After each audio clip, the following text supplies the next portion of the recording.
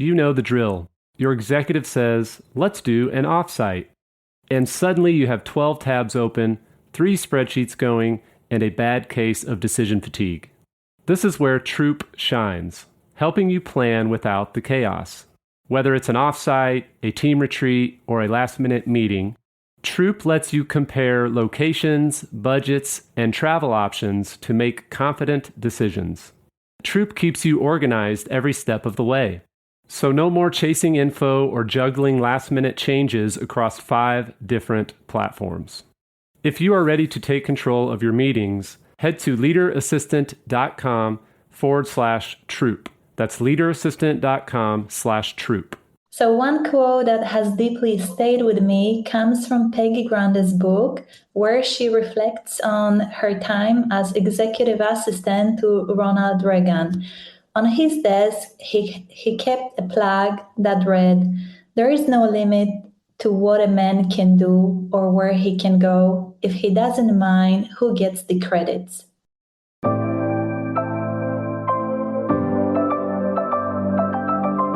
The Leader Assistant podcast exists to encourage and challenge assistants to become confident, game-changing leader assistants.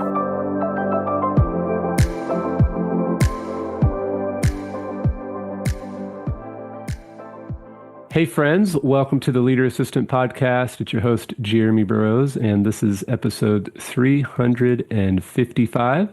You can check out the show notes for this conversation at leaderassistant.com/355, leaderassistant.com/355.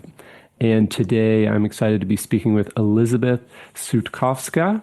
Elizabeth is an experienced executive assistant with international expertise supporting leaders in fast-paced corporate and startup environments. Elizabeth, welcome to the show. Thank you so much. Thank you so much for having me here. I'm a big fan of your podcast and all of you do. So it's a privilege to be here. Awesome. What part of the world are you in right now, and what do you like to do when you're not working? Good question. So first one is easy. I'm from Poland in Europe. What I do when I'm not working, I like sports, definitely. Sports, this is something that it has been always with me. And something that not many people know, I like design clothes. And I have sewing machine. So my mom was a tailor, like, Prada in a little village. She was like amazing. So, when your parents do something, you somehow absorb through the blood.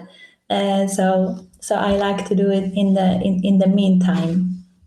That's great. What are some of your favorite things to design or to sew? The favorite thing is usually, like, I'm very tall and for example, my hands are very long. So sometimes it's not easy to find the perfect size when it comes to pants or jackets. So many times I have to, make some kind of extension of my, for the pants, make them longer so they look not from the younger brother or younger sister, so they look really nice. So this is something this is the most of the things that I do at the moment. But sometimes when I need something to do at home, curtain or maybe something on the couch, so I do it myself. So whatever comes to my mind or whatever is needed, I just use my imagination and do it. That would be really handy. I have very long arms and long legs and have that issue as well, so I can relate. That's awesome. All right, well, let's jump into your career. How did you end up as an executive assistant, and what got you into that role, and tell us a little bit about your career journey. Yeah, good question. So I will just quickly give you background. I used to work and live in Cyprus. In Cyprus, it was my early 20s. There was a time where I didn't know what to do in my life. So I before I started my university, I moved to Cyprus for 2 years. So it was perfect. Summer destination for many people. So bars, drinks, parties. So this was perfect. But then I started reading very smart books and I started having idea that, okay, I think Cyprus, it's not going to be my place to stay forever. And then I was like dreaming to go to United States. And that time in my early 20s, there was a possibility to go as an au pair to United States. So I spent 1 year in California, in Palo Alto, with amazing family, and then half year, I would say, near Washington D.C. And when I was at when I was in California, I hang out with students from Stanford. So, the smart brain somehow influenced me. And that time I was like, okay, I think I know what I want to study. It's time to, get life serious. So like people are saying that, like with who you spend most of the time, you get influenced. So the nearest crowd. So I can confirm that smart people influenced me. And then I moved back to Poland. I started my international relationships bachelor's degree with the profile. I'm not sure it's a specialization or profile. I'm not so sure how you say in American English. And was communication, intercultural, it was communication, whatever. Yeah. Yes. And then after 2 years on bachelor's degree in Europe, we have Erasmus program where you can also go to other country and study. So after 2 years of my bachelor's degree, the third year, the last year I did in Italy. So I moved to Italy. And I stayed there for 3 years in total. I completed my bachelor's degree. Also, I did my master's degree in Milano. And then I returned to Poland, where I am right now. So along the way, I did a lot of works, a lot of, activities. But why we are here right now is what it was the time was 2019, when I fell into a role of executive assistant. So before I fell into this role, I was in sales, and that time the company was closing the offices in Europe, and there was a time what I want to do next. And I was like sitting and wondering what to do next, which industry, and so on. And I decided to find a job in innovation and startup industry. So I was like, I want to work with innovation. They're always, ahead of time. So I don't want to be, in industry where I lag behind and I know things, the last.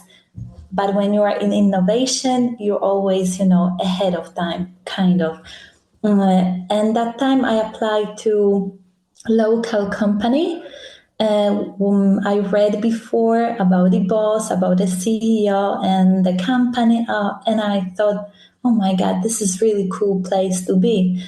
And the funny thing was that I applied there twice for sales position, and they rejected me twice. And I was like, now you're making mistake. I was always replying them, I don't agree with your decision. You have to review my application once again, And then I thought in my head, like, you're going to come back to me. You're going to knock to my door. And it was like a month later, the head of sales, he reached out to me and he was like, Elizabeth, you know what? Our CEO is looking for executive assistant and we think you're going to be a perfect fit. And that time I was like, okay, Google, tell me, what does assistant do? Because it's not that I never heard, but I wasn't familiar with that role. Mm-hmm. So then I checked those responsibilities and I was like, kind of, I'm familiar with all of the tasks, but I haven't done this professionally, officially. And so I sent them the reply that I haven't done this professionally, but we can give each other a chance and see how it goes. And next day I had an interview, and then CEO said, when can you start? Can you start next week? And I was like, okay, that's fine. So I had an interview on Friday, and after the weekend, on Tuesday, I started my work. And I can tell you that the first, I would say, the first role as executive assistant is so important because it can be like a good one or it can be like really bad, and then assistants might say that what's going on, I don't like this job and I don't know why people are doing this. But luckily my first experience with the CEO, it was really amazing, and he treated me straight away as a business partner. He dropped on my shoulder many projects, many ideas, and it was startup community, innovations, technology. So I discovered the skills that I didn't know I have, and things that I can handle because it was new environment.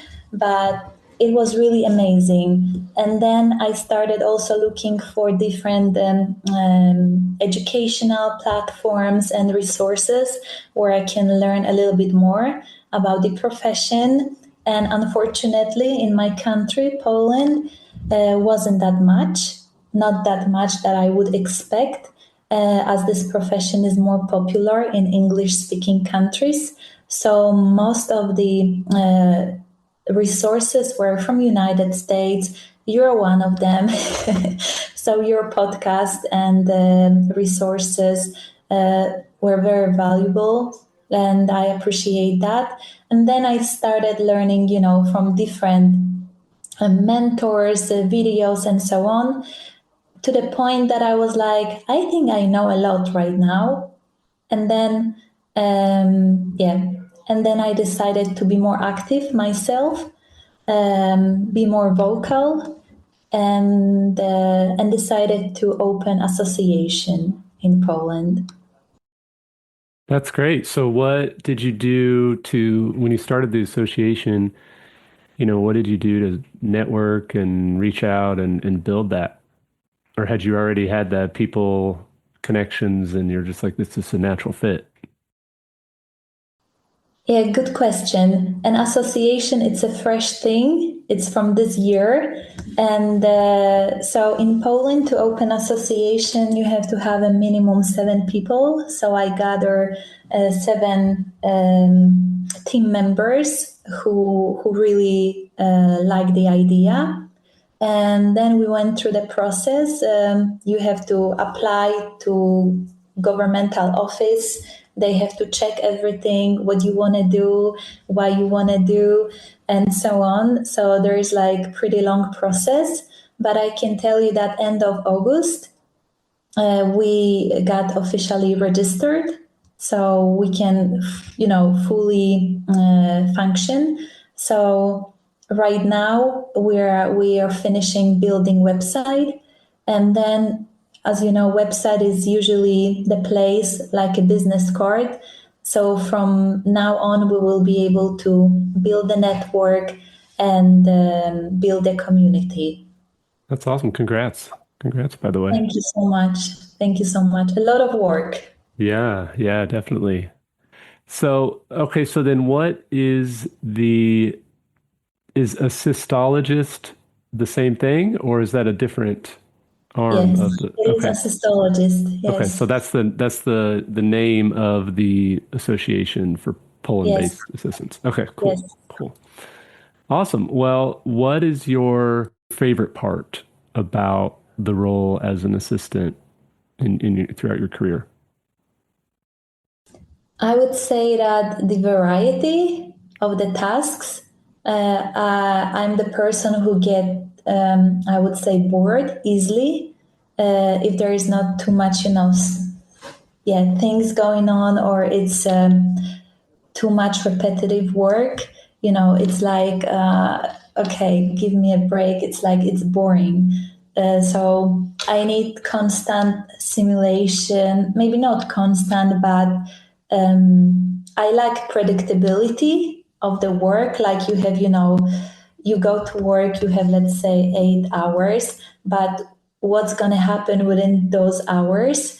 It has to be, it has to be a variety of the things to do. Otherwise, it's not. It's not going to keep me there. And if somebody would told me like even 10 years ago that I will be really happy as an admin because this is the category of where we are, I would say I think you're joking. Because and many people also have this stereotype that the admin work is a boring work, but it's very dynamic role, and this is what I love about it, that every day brings something new. That's great. What is as you built out the association and networking and helping other assistants embrace their potential, what's been maybe a practical way to help leaders see and executives see us assistants not just as support, but as strategic allies?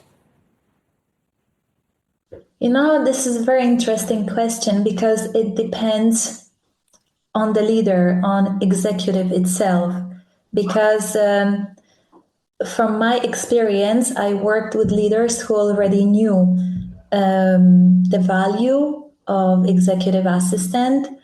Currently, I'm supporting 2 directors, and they didn't have assistant before, so I'm the first one. And so also it's important for me to guide them a little bit about the role. So little by little, they kind of understood what can I do, what I'm capable to do, and so on. So baby steps.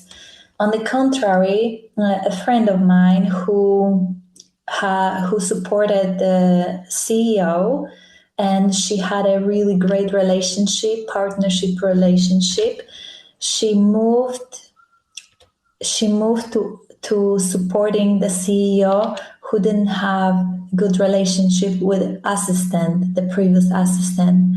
So for her, it was a little bit discomfort because she could hear and she could feel that he doesn't want to delegate. He's questioning constantly why you need to know those information when we need to know information, we need to know the context, right? So she's asking why you need this, why you need that, and so on. And he was like, why you're asking those questions? Why you need that? So he was very suspicious that, she might use for something. So I would say here is like, sometimes we can't fix all CEOs, right? But through our daily practices, through our commitment to professionalism, and showing that, we know what we are doing, why we need those information.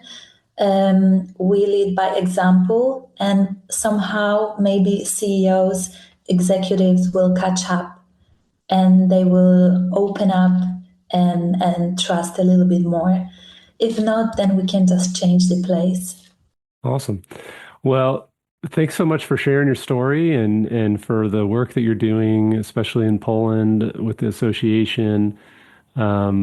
Is there any last words or final thoughts that you would like to share with the assistants listening? What I would like to share: stay awesome, stay cool, and the good days are ahead of us. Great. Well, what's the best place for people to connect with you and reach out? I would say LinkedIn. LinkedIn is my first go platform where they can connect. And yeah, that would be the best place to visit. Perfect. Well, I'll put those links in the show notes, and leaderassistant.com/355 is where people can find your bio and connect with you and learn more about Assistologist and reach out and say hi. So thanks so much for being on the show, And we'll hopefully connect soon, whether it's in the U.S. or Poland. Yeah. Thank you so much. Thank you so much for having me.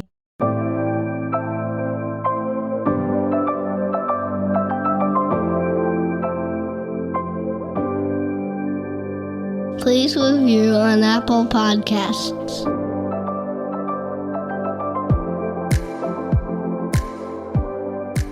GoBulls.com. The ping-pong back-and-forth game of manually scheduling meetings is unnecessary and inefficient in today's automated world. It's time to embrace calendar automation for increased productivity and capacity. You Can Book Me by Capacity is my favorite automated booking solution. It's a game changer for me and my executive. You can manage scheduling for your entire executive team, send automated reminders, add buffer time between appointments, and much more. You Can Book Me integrates with your existing Microsoft and Google calendars so you can add automation without disrupting your current workflow. Go to leaderassistant.com/calendar to learn more and sign up for a free trial of this powerful scheduling automation tool. That's leaderassistant.com/calendar.